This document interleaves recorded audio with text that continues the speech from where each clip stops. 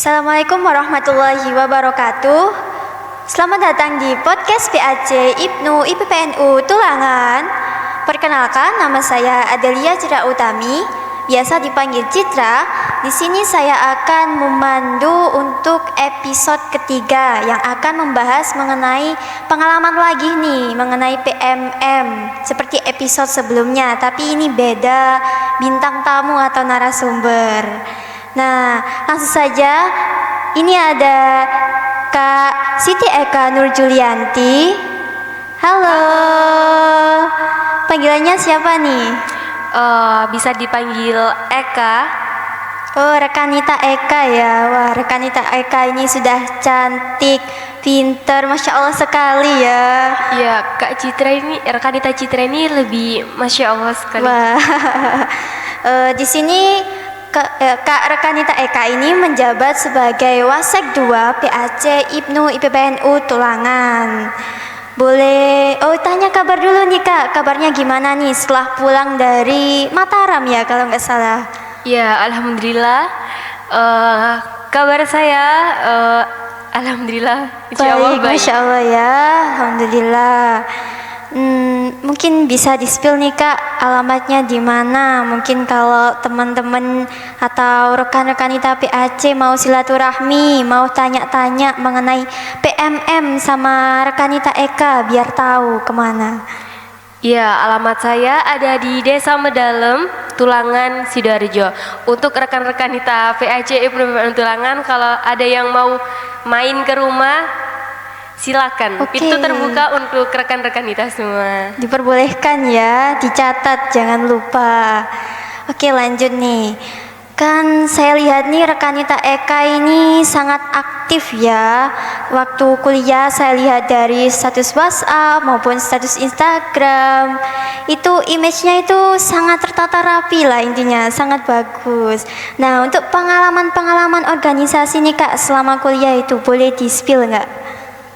Untuk pengalaman organisasi waktu kuliah sendiri, saya tidak mengikuti organisasi internal dalam kampus, tapi saya mengikuti organisasi eksternal yaitu Ibnu IPPNU.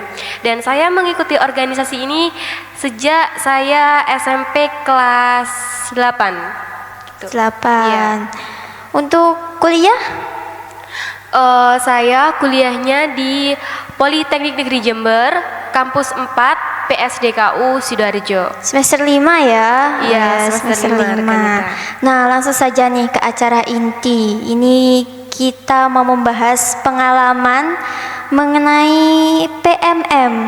Boleh dijelaskan nggak artinya PMM itu apa sih Kak? Singkatan PMM itu apa? Iya, PMM sendiri yaitu program pertukaran mahasiswa yang ini merupakan program dari Kemdikbud Riset gitu Kak. Dan untuk pengalaman saya sendiri di PMM ini, saya kan PMM-nya di Universitas Mataram. Nah, PMM ini kan kita kan punya teman, punya relasi dari berbagai macam daerah. Ada yang dari Sumatera, ada yang dari Sulawesi, ada yang dari Papua. Dan itu semua juga berbeda-beda dari suku, ras, agama, budaya. Itu juga sangat membuat saya tuh shock Wah, gitu. banyak sekali ya. Iya. Bertemu dengan macam-macam ras dan suku di Indonesia. Pasti have fun sepertinya nih Kak. Mungkin bisa dijelaskan nggak pengalaman, mungkin apa aja sih kegiatan selama mengikuti PMM di Universitas Mataram? Untuk kegiatannya sendiri itu kalau weekday Senin sampai Jumat kita seperti biasa ada perkuliahan, ada matkul gitu. Dan waktu weekend itu kita ada kegiatan modul Nusantara di mana kita itu menjelajah di Pulau Nusa Tenggara Barat.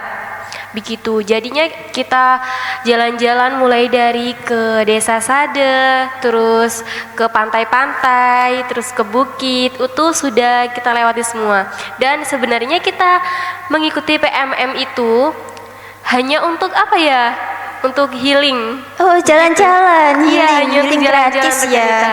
Iya, kapan lagi kita di pengalaman pertama juga naik pesawat yang gratis dibiayai oleh pemerintah, dapat uang saku juga dari pemerintah, dan kita bisa keliling di Pulau Nusa Tenggara Barat dengan gratis. Wah, Masya Allah, siapa sih yang nggak mau ya?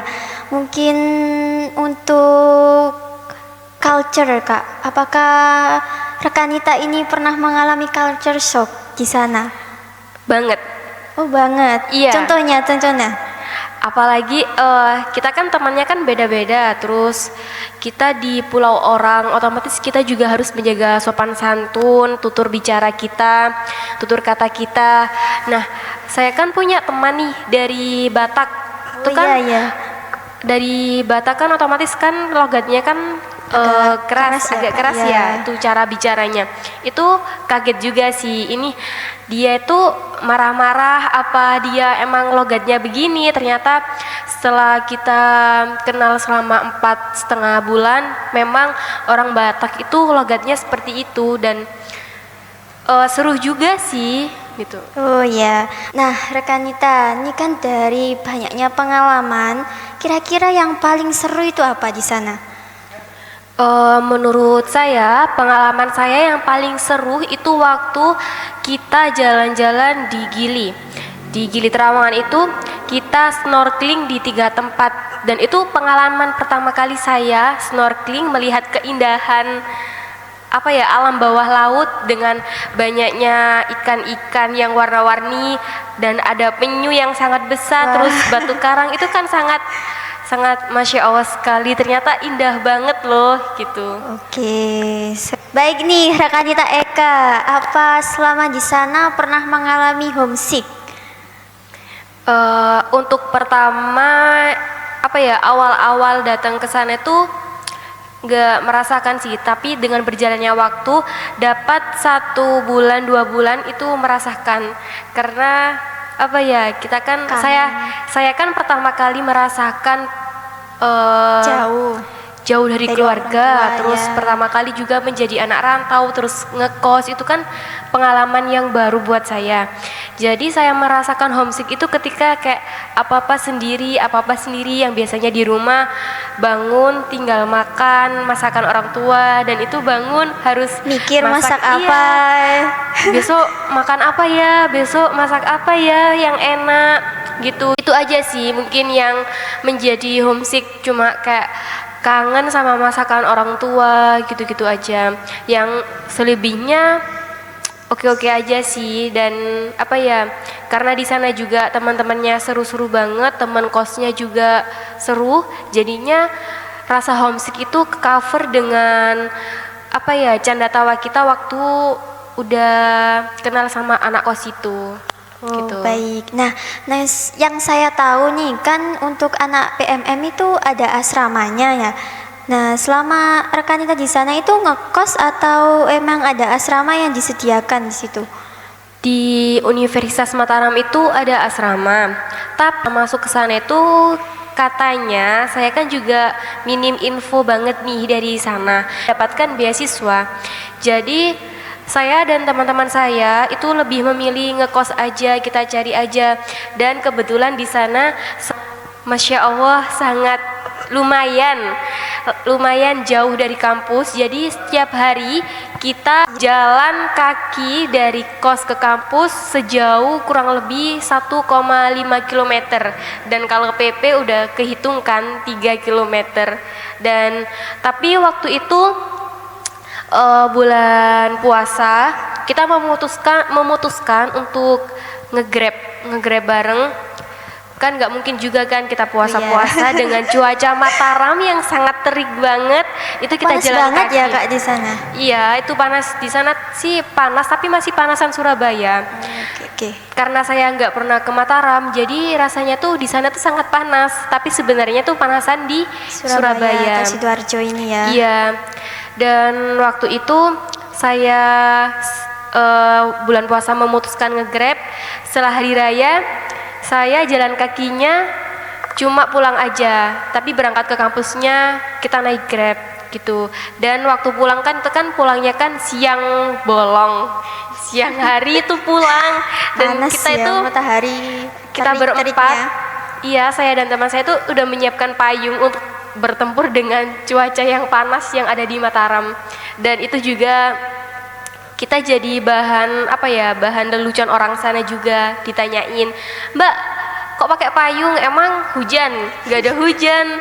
Terus kan kita kan jawab, iya Pak di sini panas banget jadinya pakai payung gitu. Oh takut hitam ya.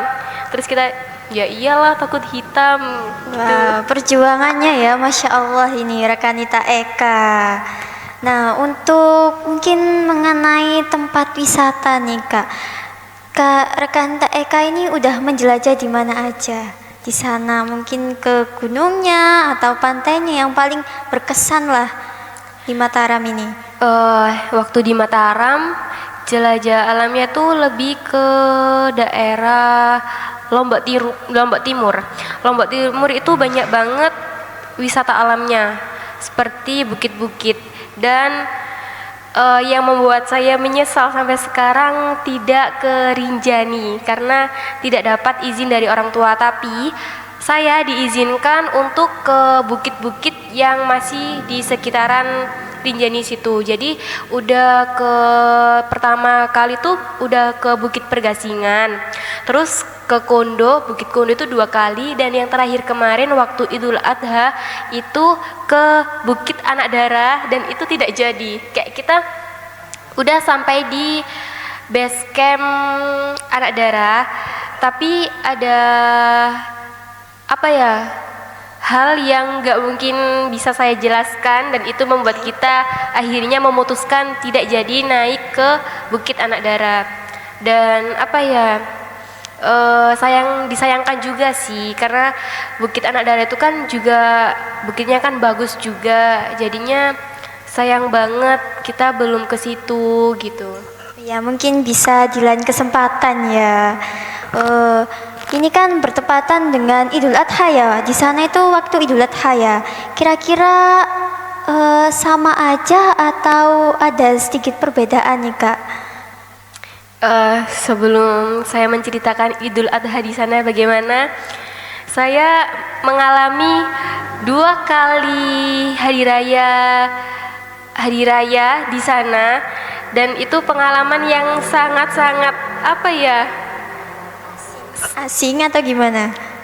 sedih sih, lebih ke sedih. Oh, sedih. Hari Raya Idul Fitri yang merupakan hari besar, Oh iya, itu kita itu tidak kumpul sama keluarga. momen yang sangat dinanti ya. Iya, itu momen-momen yang sangat kita nantikan, kumpul bareng sama keluarga, tapi kita tidak bisa kumpul bareng sama keluarga karena kondisi kita tidak memungkinkan untuk pulang. Iya. Terus kita juga tidak hari raya Idul Fitri kita juga tidak bisa balik. Jadi 2 kali hari raya saya dan Jauh teman-teman dari lainnya. keluarga. Iya, Wah. itu sangat sangat sedih sih. Tapi di sana juga seru karena ibu dan bapak kosnya baik, jadinya kita merasa punya keluarga baru di sana. Kita nggak bingung ngomongnya gimana.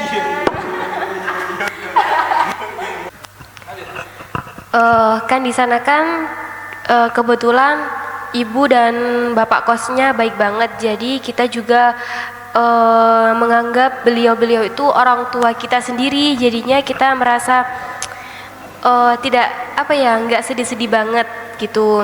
Kita masih punya orang tua meskipun itu bukan orang tua kandung kita, ya? iya. orang tua kandung kita, tapi ada ibu dan bapak kos yang sangat baik sekali. Jadi hari raya itu kita diundang ke rumahnya untuk makan-makan.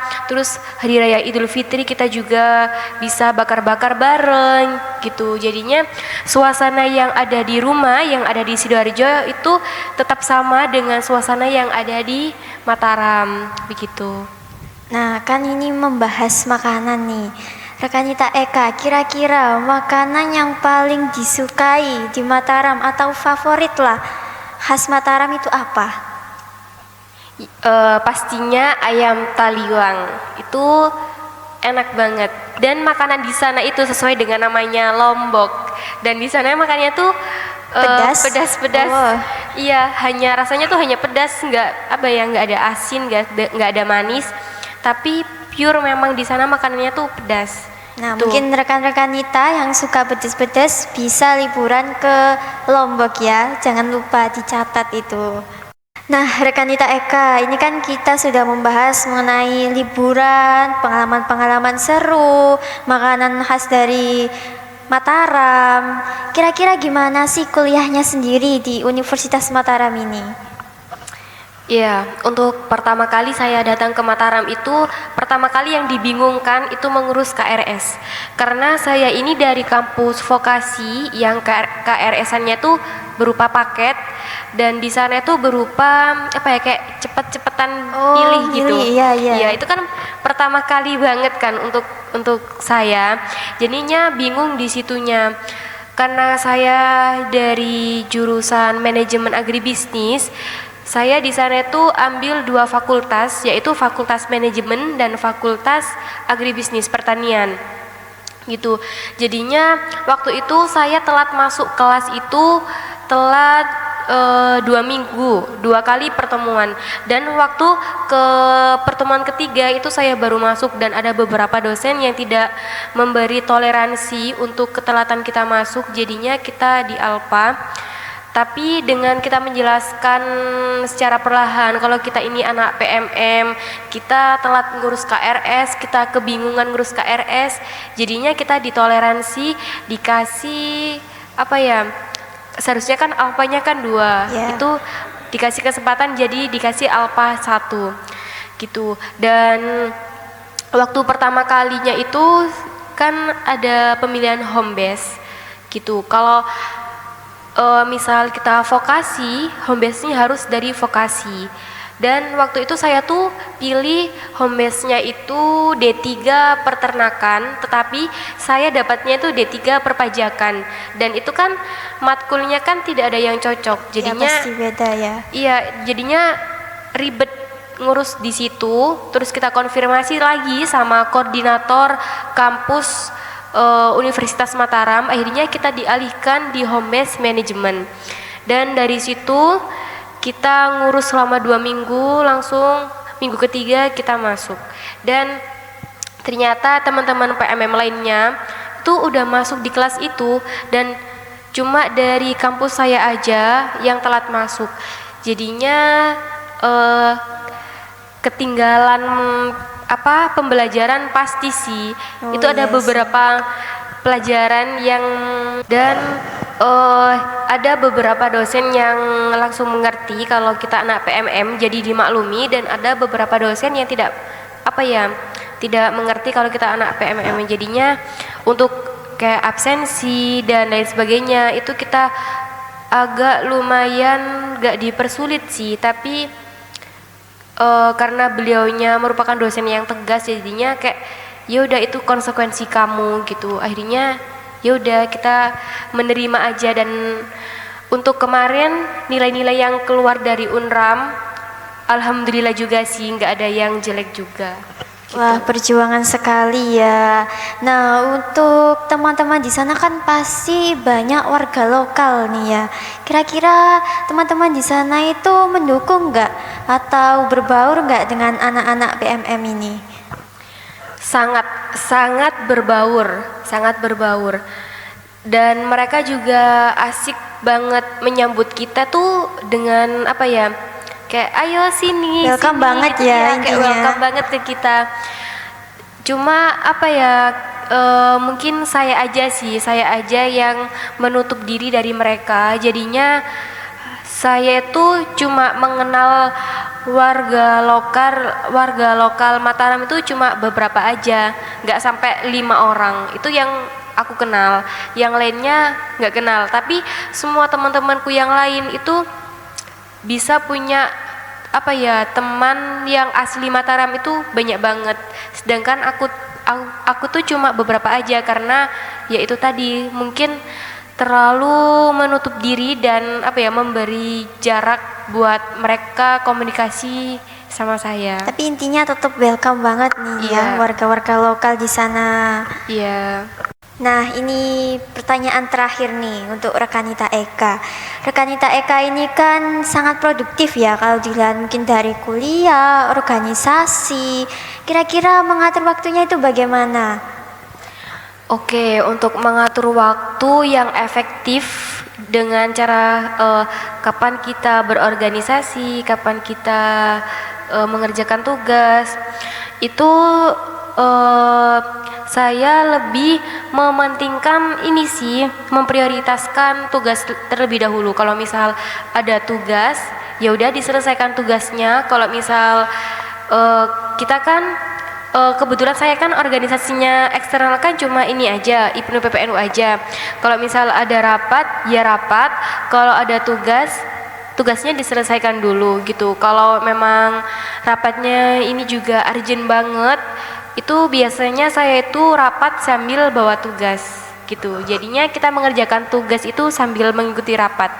Jadi berjalan aja, kayak mengalir aja, nikmati aja gitu. Kalau misal ada tugas ya dikerjakan, kalau ada rapat ya dihadiri, begitu. Nah, rekanita Eka kan tadi bilang kalau ada rapat, ada tugas, tugasnya sampai di bawah ya. Kira-kira untuk rekan-rekanita yang kalau ada rapat beralasan sibuk nih Kak, gimana tanggapannya? Waduh, ini agak bahaya ya. Gak apa, spill dikit. Jadi menurut saya kalau misal dengan alasan yang seperti itu menurut saya nggak masuk akal sih, karena apa ya, kalau masuk organisasi kan tahu nih tanggung jawabnya seperti apa, dan itu juga kesadaran diri mereka masing-masing. Kalau mereka nggak sadar dengan tanggung jawabnya, berarti dia belum bisa dikatakan pantas menjadi seorang pemimpin. Gitu aja sih. Kan kita kan masuk organisasi, apalagi masuk di kepengurusan. Ya. Jika kita masuk di kepengurusan, kita kan menjadi contoh banyak orang nih. Dengan kita yang banyak alasan gitu, dia bisa dikatakan belum pantas menjadi seorang pemimpin. Karena untuk mengikuti rapat aja alasannya banyak sekali. Dan yang punya tugas kan gak dia aja, kita semua kan juga punya tugas, tapi kita juga bisa menyempatkan waktu untuk mengikuti rapat, begitu. Wah, jangan lupa ya teman-teman, dicatat ini pendapatnya rekanita Eka. Iya. Intinya apa intinya? Intinya kesadaran diri masing-masing aja, kesadaran diri atas tanggung jawabnya. Jika kamu sudah dilantik, udah dilantik dan menjadi pengurus, ya udah harus bisa mempertanggungjawabkan itu. Wah, jadi kita harus tahu nih mana prioritas yang memang penting dan mendesak, dan mana sih prioritas yang memang penting namun tidak mendesak. Wah, nggak kerasa nih rekan-rekan kita udah ada di penghujung acara. Kira-kira ada closing statement nggak dari rekanita Eka? Jadi closing statement pada malam hari ini yaitu setiap tantangan adalah kesempatan untuk tumbuh. Jadi jangan takut untuk keluar dari zona nyaman, karena pengalaman hari ini akan menjadi cerita di masa depan. Wah, kasih plus dulu nih. Yeay. Saya Adelia Citra Utami pamit undur diri. Bila ada salah kata mohon dimaafkan, dan jangan lupa apa? Like, comment, subscribe, and share. Bye bye rekan-rekan kita. Wassalamualaikum warahmatullahi wabarakatuh.